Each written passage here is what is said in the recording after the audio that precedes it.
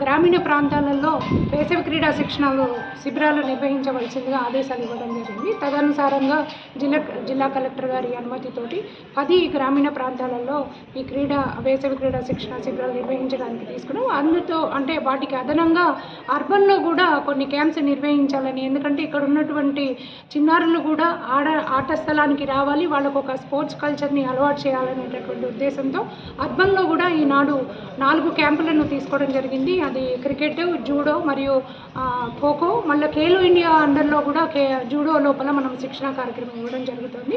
So ఇక్కడ ఉన్నటువంటి ఇప్పుడు చదువుతో పాటుగా క్రీడలు ముఖ్యం అనేటటువంటిది, అంటే ఆరోగ్యం, ఇండైరెక్ట్గా ఆరోగ్యం ముఖ్యం అనేటటువంటిది తల్లిదండ్రులు గమనించి వాళ్ళ పిల్లల్ని క్రీడా స్థలానికి అలవాటు చేయాల్సిందిగా కనీసం ఈ 1 మంత్ పీరియడ్నైనా కూడా వాళ్లకు ఎడ్యుకేషన్ని దూరం చేసి కాస్త వెసులుబాటు కల్పిస్తే కనుక 1 ఇయర్కి కావాల్సినటువంటి హుందాతనం అంతా కూడా మానసిక స్థైర్యంతో పాటుగా శారీరక దారిద్ర్యం కూడా పెంచుకునేటటువంటి అవకాశం ఈ క్రీడా ప్లాట్ఫామ్కి ఉంది. కాబట్టి తల్లిదండ్రులకు విజ్ఞప్తి ఏంటంటే మీ పిల్లల్ని దయచేసి ఈ క్రీడా రంగానికి పరిచయం చేయాలని కోరుతున్నాను.